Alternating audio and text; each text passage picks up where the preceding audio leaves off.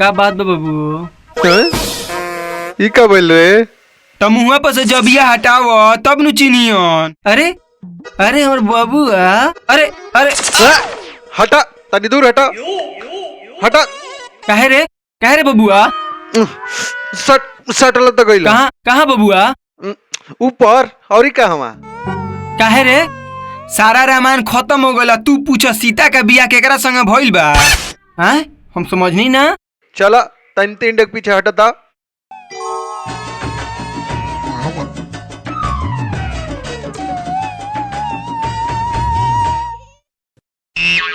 ई का करत सन बबुआ? गोल लागत तनी सन। गोल लागत सन। एने गोल लागल जला। तके गोल लागल जला। गोड़ छू के न गोल लागल बुरबक। अब सब मामला उलट गइल बा।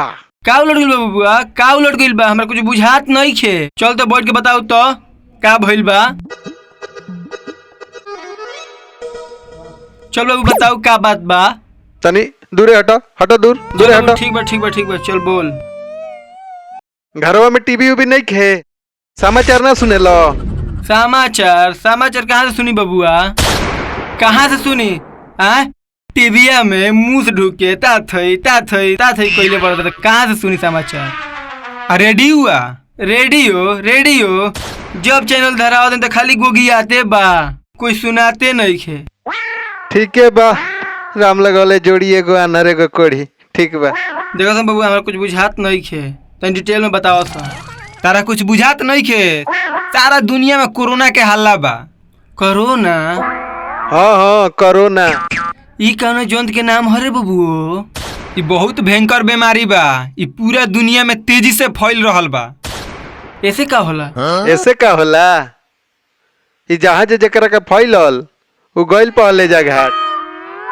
एकरा मतलब बबू राम नाम सो। तो बबुआ एकर कोनो इलाज नहीं खे? नहीं खे, एकर कोनो इलाज नहीं खे। एकर कोनो न कोनो इलाज होखे के चाही। ई का होता?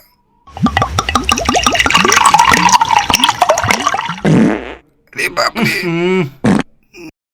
का भइल बाबू? का भइल? अब हमार वैशाली चल देले बिया, अब हम 1 मिनट ना रुके।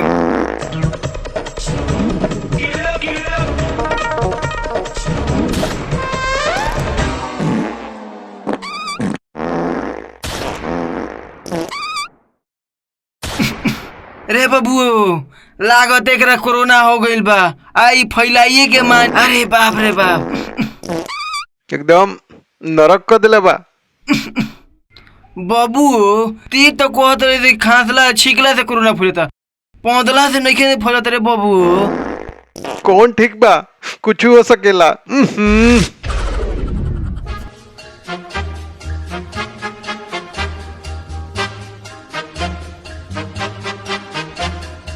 अरे बाप हो, पेट हल्का हो गइल हो। न तो पेटवा में लागत रहला कि ट्रैक्टर चलत रहला सा।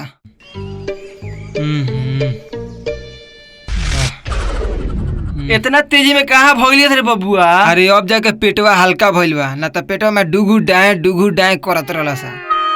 ओकरा कौन उपाय बताओ तुरिस बबुआ एकर? उपाय ये बा कि कम से कम एक दूसरा से 1 मीटर के दूरी। यही से नु रे बबुओ हमरा पेटवा में तो डांडवा से ठेल देला हसन। अब सब बुझाता टे बात। सुना लो काम के बात, साबुन या डिटॉल से बार बार हाथ धोए के बा, कम से कम 20 सेकेंड। ये सब तो ठीक बा रे बबुओ, लेकिन तोहनी के एकदम अचानक, न कोनो फोन न कोनो खबर, सवेरे अचानक टपक गइल सन। टपके के कहता रहो? ई नहीं कह पूछत के दिल्ली से हमनी के चरण सिंह के गाड़ी से आइल बनी सन। एकरा मतलब बबुओ चरण सिंह के गाड़ी पैदल? ई काहे रे बबुओ?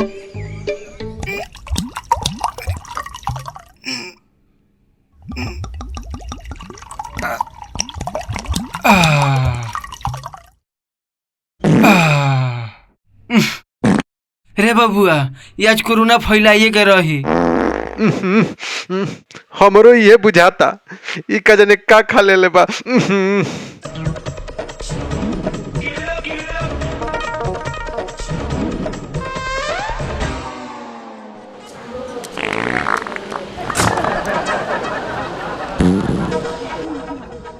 अरे बाप रे बाप।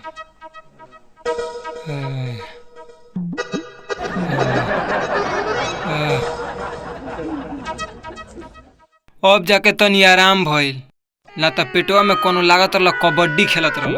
रे ई तोरा कौन बीमारी भइल बा रे? हैं का कहीं रास्तवा में कुछ दूर खातिर एगो ट्रैक्टर मिल गए रहल सा। उ चलावत कम और उठाव पटक ज्यादा करत रहल सा। हमरा तो बुझाता है कि एकर नारा उखड़ गइल बा। हमरो इहे बुझाता।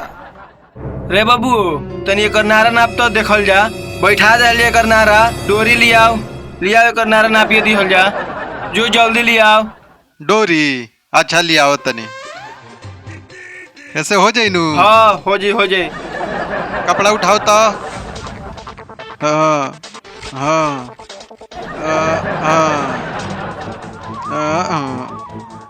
अरे बाप रे, ई त एक बीता सरक गइल बा। यही जानू बीमारी रहला, यही जानू ई बार बार जाता।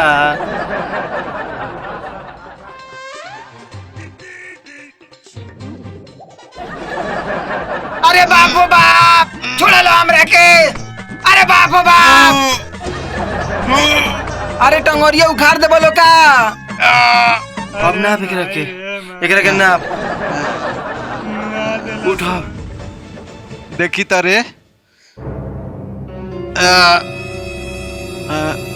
तनी ने घूमता रे। ई त बड़ा जिद्दी नारा लागता, घसकते नहीं खे। ये बीमारी बहुत खतरनाक बुझाता। एगो और आइडिया बा। चला चलता पार्टनर चलता। अरे बापू ई का करतर लो, छोड़ा लो हमरा के। अरे बापू छोड़ा लो हमरा के। अरे बापू ना हमरा नारा नहीं के बैठवा के। अरे रुक रे बाबू नाप लेबे दे। अरे बापू हमरा नहीं के नपवा के।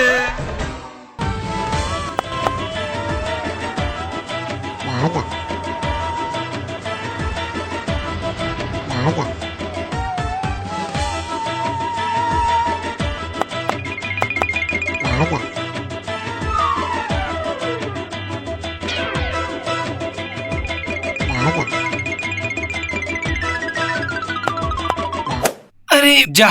अरे बाप रे बाप, लागल बुढ़ऊ के मुआ दे रे। अरे बाप रे बाप। का बोल चाचा, चोट लगल का हो? चोट लगल कुछ दर्द मार के तो कमर तूर दे रहा। घरवा खेल के मैदान हका रे। घर में खाए के एगो दाना नहीं खे। और तो हनी के वो खेले सूझताटे। हम जान से थोड़ी ना कोई नहीं है। जान से ना कोई नहीं है ज्यादा। रे हेलो जल्दी। हम ना आओ जल्दी। ज्यादा छोड़ दो, अब ना खेलल जाई। जिकरा घर में हेते लइका ओकरा घर में खाए के दुख होई। तो घबरात काहे पड़ो, कोनो उपाय लगाओ टेंशन नो। घर में रहत तो माथा फेल हो गइल बा। छोटन ते ही कोनो उपाय लगाओ। सुननी है कि राशन कार्ड पर अनाज मिलता और वो फ्री में। हाँ वो तो मिलते बा। तो देर कौन बात के, चले के उठा लिया जा। अनाज तो लोग कपार में से मिली, जब राशन कार्ड है नहीं खे तो कहाँ से मिली? तो इतना दिन कहाँ से उतरल हो? तो का करी, जब नाम जुड़वावे नी कौन कटवा दे सन। तो का करी अब ते ही कौन उपाय लगाओ रे बाबू, ना तो भूखे मरे के पड़ी। बुझली? हाँ बात तो सही बा। हमनियों के 1 रुपया ना मिलल है और जौन मिलबो कैला सा उ आधे रास्ता में चट लिट्टी पट फांटा हो गइल सा। अच्छा घबरा लो मत, चले के डीलर साहब के लगे, वही जा कोनो उपाय लागी। ठीक बा चले के।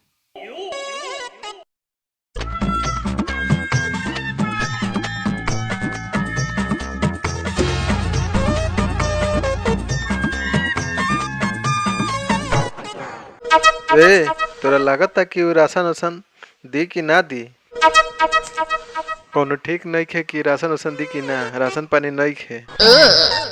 एने सुन, आज नु कलाकारी दिखावे के बा। डीलरों साहब के बुझा जाओ, न तेंगा दी ना, आज एक्टिंग दिखा दी है। चल। हो देखबे डीलरवा तो हइये नइखे। ये बुझाता ओकर लइका हकारी। बुझाता यार तब तो आज ढेर खेल खेले के पड़ी।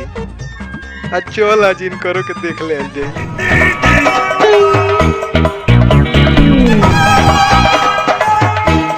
प्रणाम साहेब। प्रणाम प्रणाम। लॉकडाउन में कहाँ घुमाता रहो? रउए लगे तो नहीं हसन। हमरा लगे?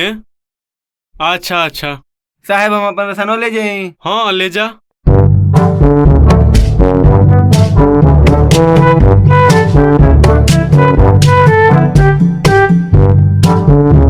तब और सब बताओ लो का सेवा करी? अरे मालिक रउए खूब मजाक करनी। सेवा तो हमनी के नूरा और कइले। अच्छा अच्छा तब? अरे साहब सुनिए असन की राशन बटाता तो वही खातिर तो नहीं असन कि कुछ राशन पानी के इंतजाम हो जाए। बहुत दिन से कुछ खाले नहीं की सब। तो दो राशन कार्ड दो। राशन कार्ड तो नहीं खे। नहीं खे? नहीं खे तो ना मिली। ना मिली? अरे रे रे ना मिली राशन। अरे मिली मिली मिली भाई राशन मिली। ना मिली राशन। अरे मिली। अरे भाई मिली। साहब बहुत अच्छा आदमी हो। ना मिली राशन। ना ना मिली राशन मिली साहब दिहन राशन। अरे देम देम काहे ना देम?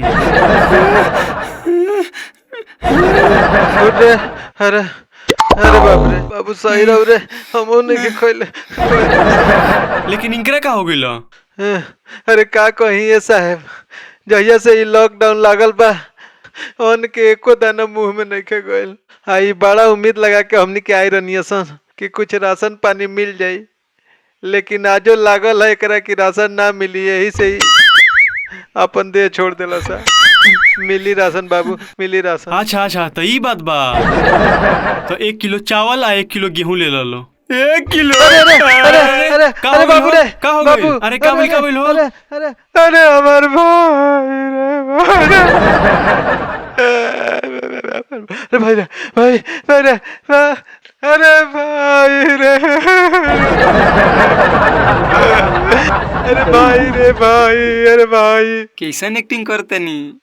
बढ़िया है देखना। अरे भाई रे अरे भाई उठ रे भाई उठ अरे उठ रे।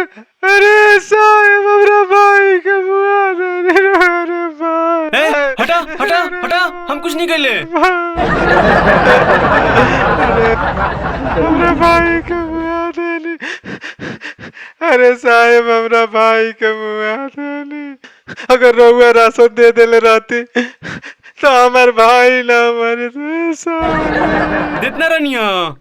अरे साहब रउआ 1 किलो राशन देत रहनिया। 1 किलो में का हुई? झूठ मत बोला।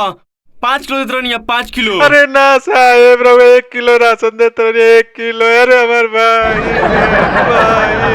मर गइल हमार भाई। अरे भाई अरे भाई हे भाई भाई सुन रे भाई अब तो साहब 5 किलो देता रे भाई। उठना रे भाई। 5 किलो से काम ना चली। हमरा 10 किलो चाहिए। हमरा भूख लागल बा। ना तो हम मर जाम। ना रे ना तो हम मर जाम। 200 किलो दे दिए रे भाई। उठना रे 200 किलो दे दिया। हाँ हम 10 किलो देम। अरे भाई उठ रे 200 किलो दियन। उठ बे 200 किलो दिहन रे। उठ भाई 10 किलो दिहन। हाँ उठ रे। अरे हमार भाई अरे हमार भाई रे हमार भाई जी अरे अरे बाप रे ले लो भाई ले लो। हाय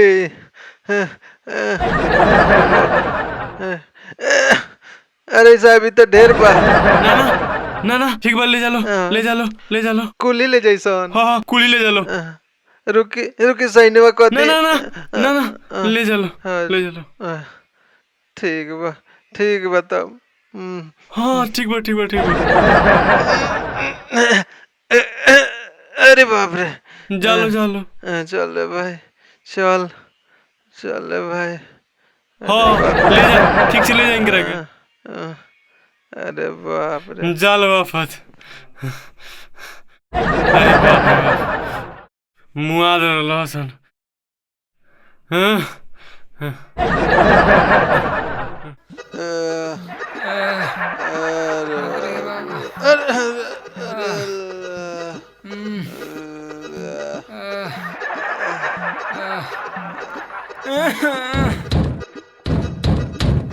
मार के मुआ देला रे दादा।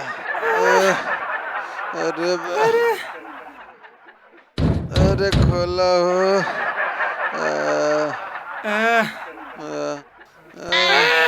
अरे कौन हुआ था रे? अरे ई कौन चला इतना रात के भीख मांग के?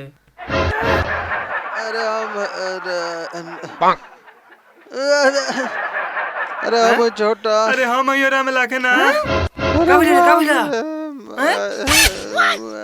आओ सुना अंदर आओ। अरे बाप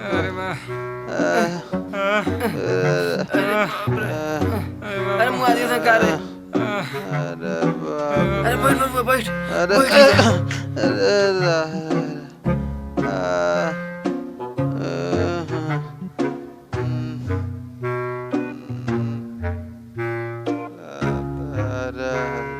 रे बाबू ई के ना बोले ई के ना। अरे लोकत नहीं ख्याल रे वो का एकदम। ई गोलिया पुआ खानी के ना हो गइला। अरे बाप रे मार के मुआ दे लसन तारा मजाक के सुझाता। चिड़ई के जान जाओ लड़का के खिलाओ ना।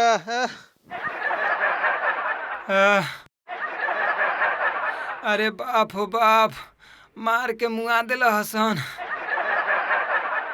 कौन मुआ देलस रे? कौन मुआ देलस? घर में बैठल बैठल मन उगता गई रहला। सोचनी है कि रोडवा पर से घूम फिर के आई। साला अभी कुछ दूर गए रहनी है कि 4-5 गो बोलेरो से उतर के दे दनादन मार के मुआ दिला रे दादा। तो हनी के कौन कहला रोड पे घूमे के?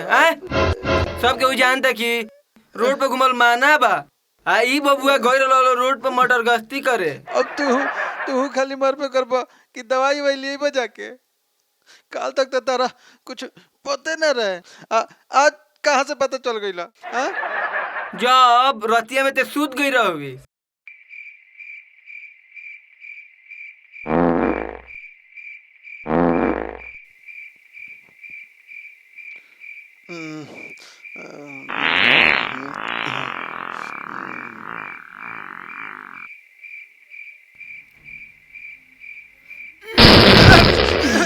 अरे बाप रे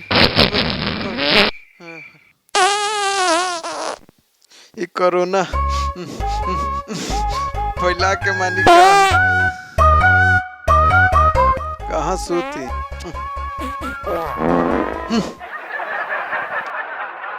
मूडे खराब कर देहलस। अब का सुते दी।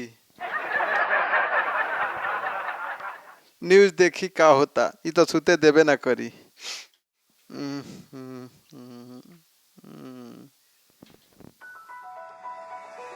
कोविड-19 यानी कोरोना वायरस, जिसको लेकर स्वास्थ्य विभाग, पुलिस व प्रशासन गांव से लेकर शहर पर पैनिक रामगढ़वा के चिकित्सक व पुलिस को सूचना मिली कि मुंबई से 4 लोग पैदल चलकर आए हैं। फौरन चारों के घर पहुंचने से पहले रामगढ़वा में ही उन्हें रोककर स्कूल में मेडिकल टीम के द्वारा क्वारंटाइन किया गया। साथ ही जांच के लिए सैंपल लिया गया। Civil surgeon doctor Rizwan Ahmad ने रामगढ़वा के डॉक्टर की इन चारों पर निगरानी रखने का निर्देश दिया। अभी एक बड़ी खबर मिली है मुंबई के बांद्रा स्टेशन से, जहां अचानक लाखों की भीड़ जमा हो गई। ये भीड़ क्यों जमा हुई, कैसे जमा हुई, सरकार को अभी तक इसकी कोई खबर नहीं है। कोविड-19 यानी कोरोना वायरस यह एक महामारी बन चुका है। इससे बचने का बस एक ही रास्ता है। अच्छा। कि हम लोग हाथों को बार बार कम से कम 20 सेकेंड तक धोएं। बाहर निकलने से पहले मास्क जरूर लगाएं। बिना जरूरत सड़कों पे ना निकलें, नहीं तो आपकी पिटाई हो सकती है।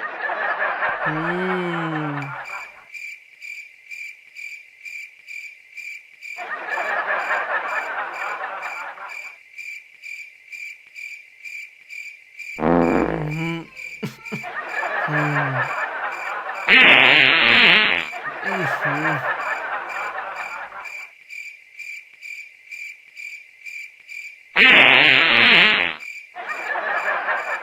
मामला समझ में आ गए, समझ लीस। अरे चाचा तू तो सब समझ गई हो। खाली समझला से काम ना चली, करहू के पड़ी।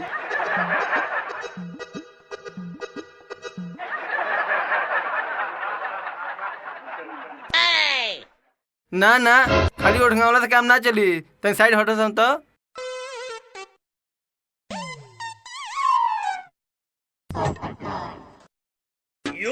ई भइल पूरा लॉकडाउन।